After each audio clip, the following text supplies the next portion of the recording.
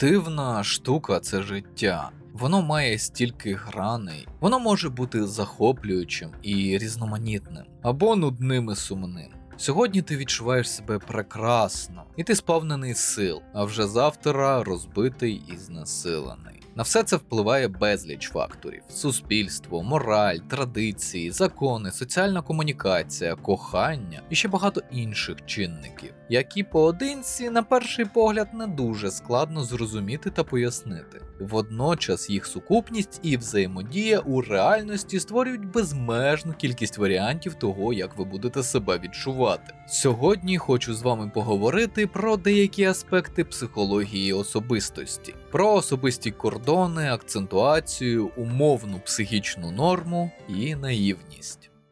Особисті кордони.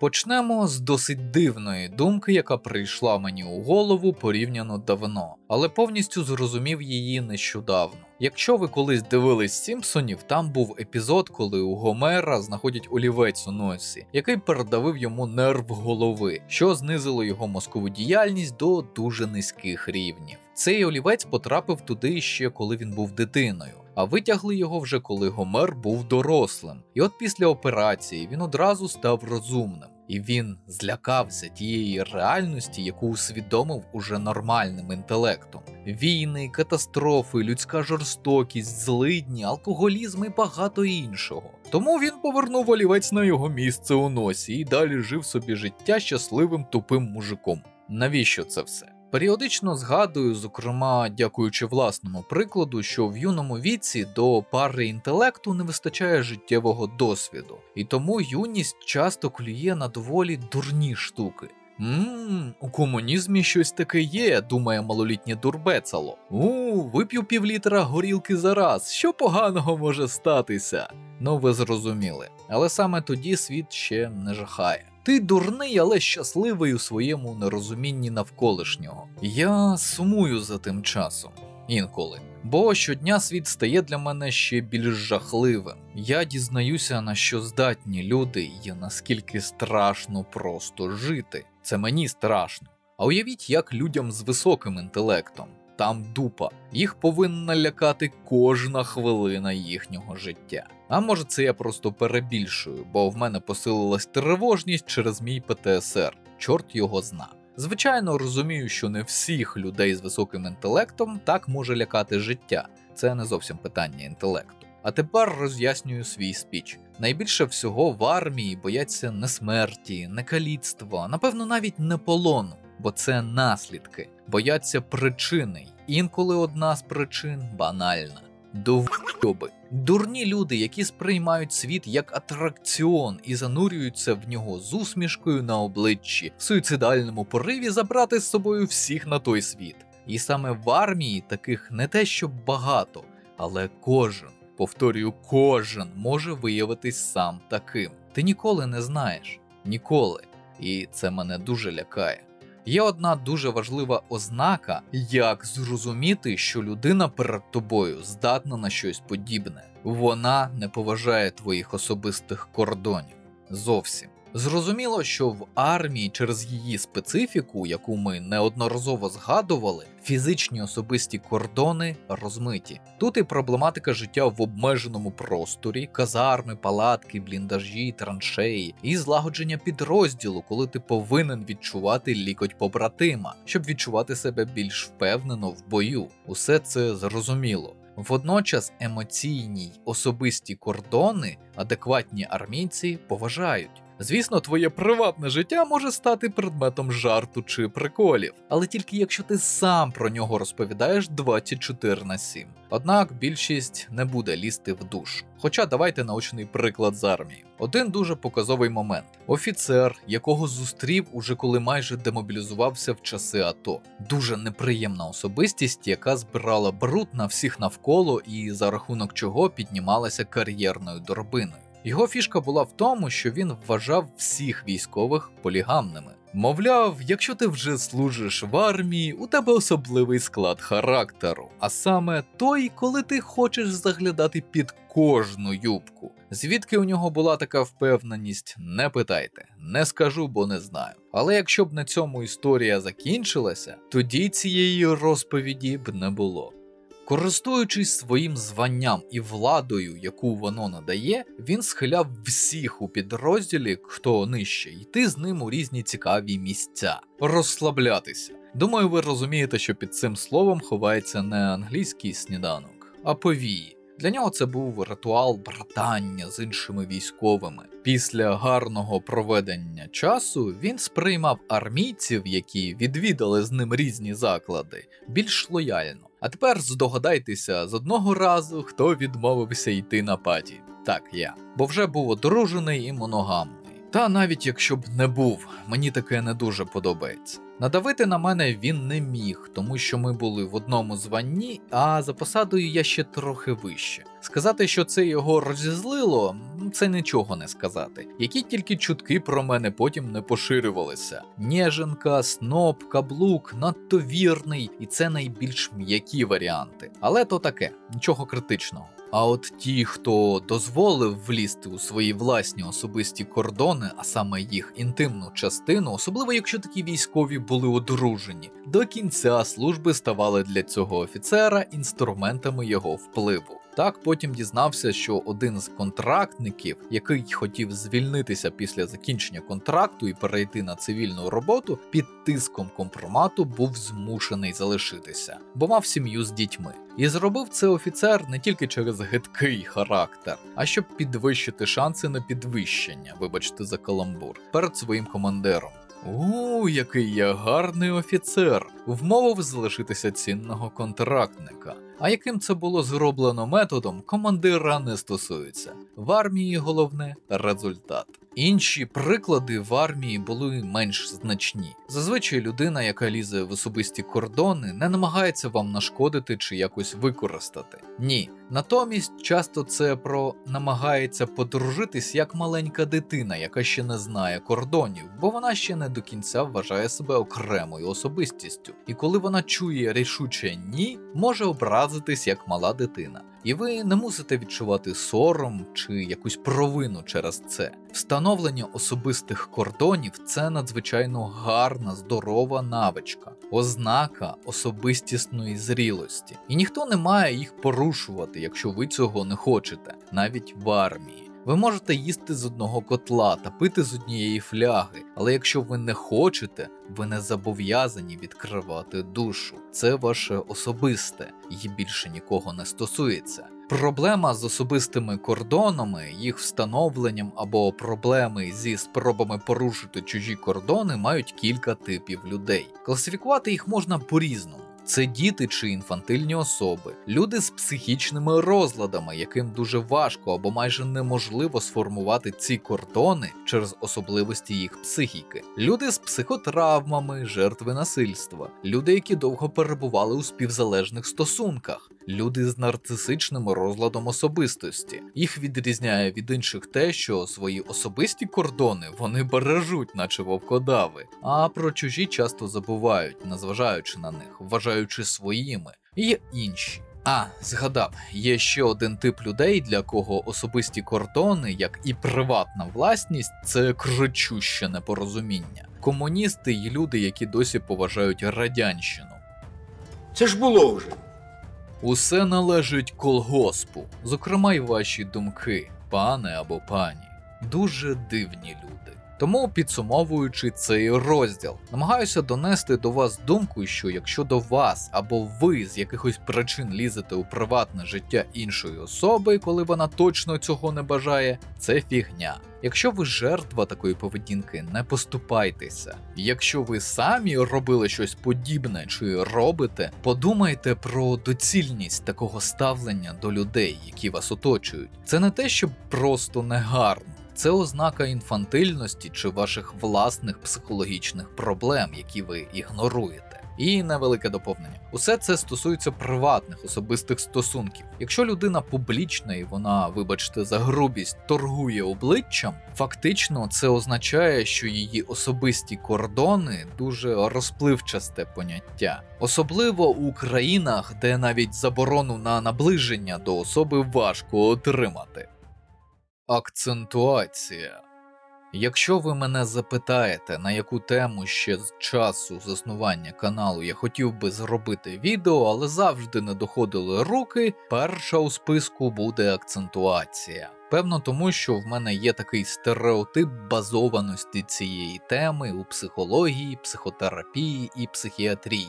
Мовляв, це і так всі знають, бо це напевно було чи не перше, на що звернула увагу мій ментор, коли я почав свою практику, і що допомагало мені розрізняти психологічні особливості у межах норми від психічних розладів. Але згодом стало зрозуміло, що люди знають про акцентуацію загалом досить хаотичну інформацію, міфи або ярлики ще старої радянської школи психіатрії. Теза. Багато людей із психічними розладами мають акцентуацію, але далеко не всі люди з акцентуаціями мають психічні розлади. Складно? Окей, почнемо з далеких часів. У 20 сторіччі жив відомий німецький психіатр Карл Леонгард. Одразу зазначу, що під час панування Третього рейху він рятував від нацистів своїх пацієнтів, до яких за расовою теорією Гітлера застосовували програму евтаназії. Якщо спрощено, людей страчували через їх психічні розлади. Про цю частину історії є багато документальних фільмів, рекомендую з ними ознайомитись. Так от, Леонгард був доволі прогресивним психіатром свого часу. Він відхиляв багато архаїстичних, жорстоких практик і концепцій щодо пацієнтів сектора психіатрії. Був гуманістом і вважав, що люди з психічними розладами можуть нормально жити у суспільстві, якщо їм допомогти. З іншим вченим він також створив класифікацію деяких психічних розладів, а саме ендогенних психозів, за нозологічними критеріями. Взагалі нозологія – це окрема величезна тема, яка стосується всієї світової медицини. Може, якось про це поговоримо. А нас цікавить поняття, яке з'явилось у психіатрії у 1968 році, після публікації Леонгарда, а саме акцентуйована особистість. Це допомогло вибудувати своєрідний місток між нормальним і патологічними станами. До нього, якщо говорити дуже спрощено, у психіатрії існувало два стани особистості – здорова людина і психічно нездорова людина. Правда, також існувало поняття психопатія для певних психічних станів. Зараз, звичайно, це поняття вже застаріле. Однак поняття акцентуації допомогло утворенню тієї самої плаваючої норми або стану у межах психічної норми. Вчений помітив, що є пацієнти, які відрізняються від інших і не мають одночасно всіх показників, які відрізняють здорових і нездорових. Тому такі люди не потрапляють до повністю здорових або психічно нездорових людей. Тобто їхній певною мірою проблемний стан не був стабільним, постійним або не таким гострим, або у них не було соціальної дезадаптації. І знову таки тогочасне поняття психопатії не підходило для їхньої характеристики. І його висновок був таким: є люди, які своєю поведінкою можуть нагадувати особу з психічним розладом, але при тому його не мати. Таким людям не потрібна постійна і стабільна психіатрична підтримка. Вони не потребують опіки, піклування, вони мають звичайне життя. Це і є люди з акцентуацією характеру. При тому, за певних умов, ці акцентуації теоретично можуть, підкреслюю, лише можуть перерости у більші проблеми. Леонгард також розробив класифікацію акцентуацій, яку пізніше доробив за ним Андрій Лічко. Цю класифікацію акцентуацій особистості ви, напевно, зустрічали всюди. Ось це все шизоїдний, істероїдний, епілептоїдний, астеноневротичний і так далі. Усі, кому не ліньки, використовують ці терміни, майже ніколи не розуміючи їх суті. А суть у тому, що ця класифікація і взагалі термін Лічко акцентуація характеру були створені для дітей. Точніше, підлітків. Саме підліткова психіатрія – та сфера, у якій Лічко отримав визнання як психіатр-науковець. Оригінальна концепція акцентуації характеру полягає у діагностиці невеликого відхилення у психіці, щоб пацієнт отримав мінімальну психічну шкоду від акцентуації у дорослому віці, тобто певна профілактика психічного розладу. Але якщо такий підліток, який має акцентуацію, не отримав допомогу допомогу в юному віці або обрані методи впливу не були ефективні, акцентуація пізніше може посприяти появі психічного розладу. Знову таки, це зовсім не 100% правило. Усе залежить від комфорту,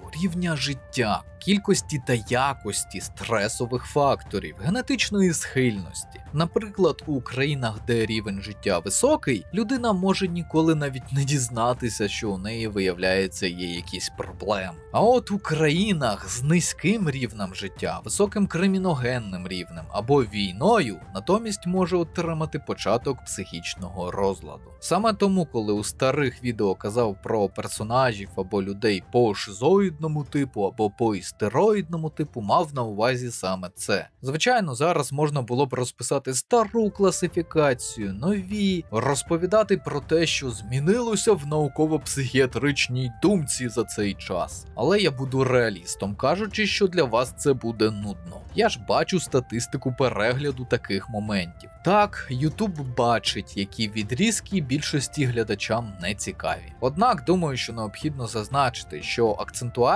акцентуйовані особистості – це про радянську школу психіатрії, ну і трохи про німецьку. Нині поняття акцентуації, м'яко кажучи, не дуже популярно в Європі та США. Чому так? Бо там відмовились від цієї теорії, а розглядають лише розлади особистості, психічні розлади, для яких характерні стійкі дезадаптивні моделі поведінки, сприйняття, рефлексії, які проявляються у багатьох сферах і не відповідають культурній нормі соціуму, у якому живе людина. Взагалі дуже кумедно виходить, якщо розглядати практику та наукові аспекти. Якщо ви знаєте англійську, ви знайдете дуже мало статей, відео, лекцій, семінарів зі словом акцентуація у контексті психіатрії й психології. Бо через те, що наукові школи психіатрії були розділені залізною завісою окупації СРСР, вони розвивалися якоюсь мірою паралельно.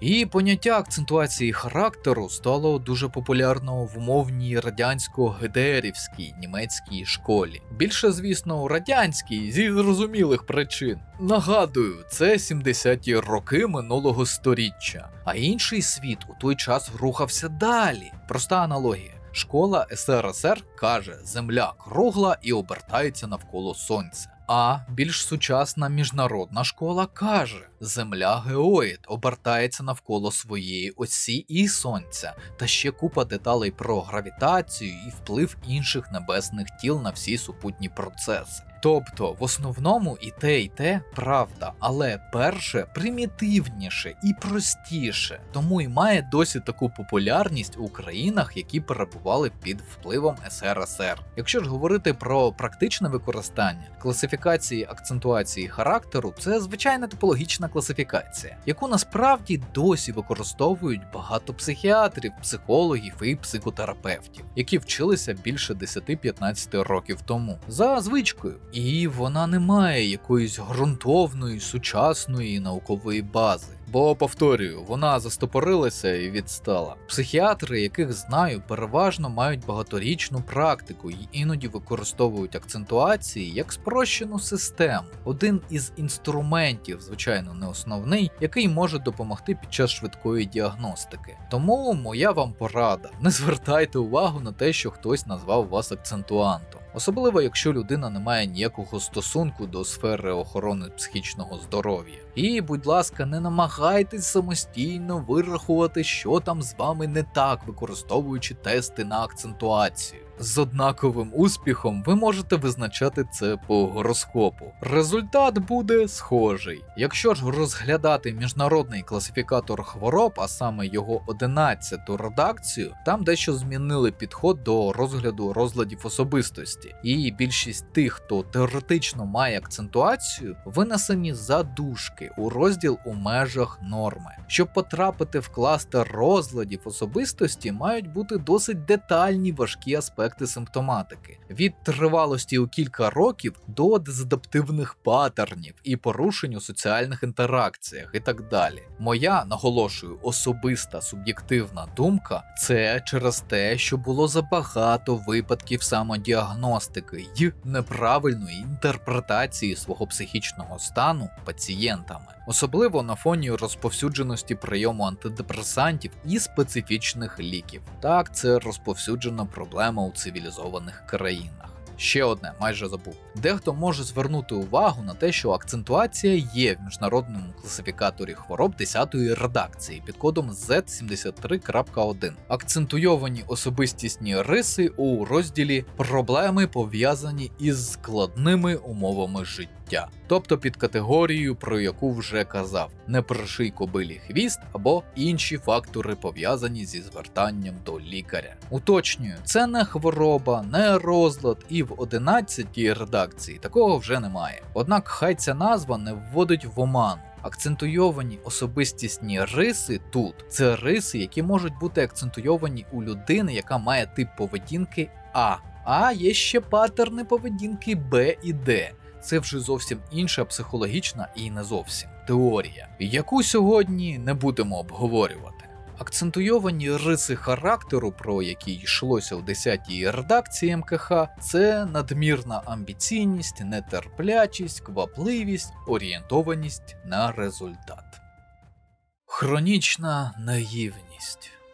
Напевно, цей розділ створений більше для себе, ніж для вас. Це не означає, що він буде нудний. Це означає, що у мене горить дупа. Ну, певно, на момент запису вже більшою мірою тліє, але це вже деталі. У нашому суспільстві та взагалі у світі є така проблема, на яку всі загалом закривають очі. Бо її мають більшість представників нашого виду, і яка є дуже вигідною для більш хитромудрих, інколи не обтяжених мораллю людей. Це славнозвісна наївність, або її підвид – простота. І не скажу, що безгрішний, теж схильний до наївності, особливо коли не вистачає енергії розбиратися з чимось незнайомим. Але мені легше визнати, що я щось не знаю, ніж опиратися на твердження, яке мені складно перевірити. Однак мене бентежить не періодичність цього явища в людських життях, а ті випадки, коли це має системний характер, хронічний.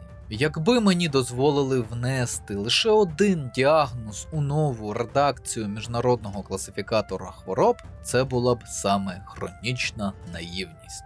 І під її симптоми підпадали б від половини до 3/4 населення будь-якої країни світу. Простий приклад. Нещодавній мегаскандал з розкриттям психолога, психіатра та психотерапевта «Динамо неділі». Ну, ви зрозуміли. Майже 500 000 підписників на Ютубі, 5 із чимось годин відеорозслідування про те, що він не той, за кого себе видає. Знаєте, що смішно? Свого часу мені знадобилося 2 хвилини. 2,5 роки тому в матеріалі про культи був скрін з програми «Говорить Україна», у якій його представляли одночасно психіатром, психотерапевтом і психологом. Це 3 різні спеціальності. До того я ніколи про нього не чув. Взагалі. Декілька швидких пошуків у Гуглі, де його або він сам себе представляв одночасно як спеціаліст у 3 сферах, пошук його дати народження і вуаля. Ми маємо приклад вундеркінда, який почав вчитися у вищому навчальному закладі одразу після дитячого садочку. 2 хвилини розрахунку. Будь-хто може це зробити. Повторюю. Це було у відео ще з жовтня 2020 року. Так, насправді трохи менше, ніж 19 років. До того ж можна говорити про паралельне навчання, наприклад, на психолога і психотерапевта, але... Погодьтеся, масштаб наївності суспільства вражає. Ніхто нічого не перевіряє, вірять на слово, відсутній здоровий глузд. Ще раз, не дивився розслідування, мені достатньо знання того, що людина прибріхує про вищу освіту, аби зрозуміти її інтенції. І це крапля в морі, яка просто стосується моєї сфери знань. Арестовичі, П'янковські, Жданови, Фейгіни, хто там ще? Їх дофіга. Прогнози зі стелі про заколоти, раку Путіна, башні Кремля, де не все так однозначно. Які справджуються настільки часто, що краще кинути монетку. Так хоча б 2 варіанти: так, ні, а не 500. Ну або знайти нормальну ворожку. В ефірі битва екстрасенсів. Прекрасно розумію, що в перші місяці повномасштабного вторгнення підтримувати моральний дух нічим не гребуючи треба було всім. Я теж цим займався. Але здається, що вже досить. Благий намір перетворився на паразитування на наївності та монетизацію цього. І деколи це перетинає всі можливі межі здорового глузду. І найстрашніше, хронічна наївність більшості, на жаль, тільки спонукає таких ділків продовжувати. У своєму житті часто зустрічав стигматизацію людей з розладами аутистичного спектру, синдромом Дауна, розумовою відсталістю. Мовляв, вони в лапках смішні, бо вони відстають від інших та їм необхідні спеціальні умови для отримання знань і праці. Але знаєте що? Якби існував діагноз хронічна наївність, більшість із нас були б тими, над ким насміхаються. Скажу більше, такі люди, які сміються з більшості, існують навіть зараз. Це ті, хто запровадив собі у практику принцип «користуйся наївними». Для них це реальність, від якої вони беруть усе для збагачення і переваг над більшістю. Поки на одного з них випускають розслідування, інші роблять свою справу. Це як гідра. Скільки не руби голів, на їх місце виросте ще більше. Хочете приклад наївності складніше? Такий у мене є. Ось такий собі Валентин, білорус, який ніби нас підтримує. У нього вийшло вже друге відео білоруською мовою, де він прямо каже: усі чоловіки гнобителі жінок. Немає не таких чоловіків, як і немає хороших росіян. Зрозуміли? Він ототожнює всіх чоловіків й орду московитів. Усі чоловіки як російські окупанти. То що ж, у ЗСУ, НГУ й інших структурах, які захищають Україну, не чоловіки служать? Чи як це? І я думаю, йому хтось із наших у коментарях може скаже, що тут щось таки не так, що маніпулювати нашим українським статусом жертв етноциду, порівнюючи те, що коїться з проблемами гендерної нерівності, як мінімум лицемірно? Але ні! Українці дякують за контент, бо білоруська дуже милозвучна і гарна. Серйозно, теза «усі чоловіки як болотні окупанти». А що тоді буде далі? А вони слухають і дякують. Люди, що з вами? Людина буквально паразитує на бажанні української аудиторії мати союзників. І під соусом теми «що не так з росіянами» не забуває про радикальний фемінізм, рекламуючи російських феміністок, притому одночасно принижуючи наших воїнів-чоловіків. До того ж, Валентин дещо суперечить той самій феміністичній доктрині, яку просуває, бо навіть не всі феміністки вважають, що чоловіки можуть говорити від їхнього імені. Мовляв, від імені жертв має право говорити лише людина, дотична до них як до соціальної групи. Дуже багато всього. На жаль, просто не маю сил. Хоча... Сенсей, допоможи! Таких гандонів часто бачив я, що всім пиздять: я гуру, я учитель, несіть мені усі по 3 рубля, і мудрості вам дам я дохуя, а сам читать уміє по складам, і голос не пердить в кампанії дам. І якби у нас не було каналів на Ютубі, які ведуть адекватні феміністки, вони є. Вони підтримують ЗСУ, волонтерять, не розхвалюючи російських феміністок. Знаєте, що дійсно смішно? Ця ідея про масову наївність в українській культурі стара як білий світ. Пам'ятаєте? У Шевченка було. Якби ви вчились так, як треба, то й мудрость би була своя. А то залізете на небо, і ми не ми, і я не я, і все те бачив, і все знаю. Нема ні пекла, ні раю, немає і Бога, тільки я. Глобально, що з цим робити?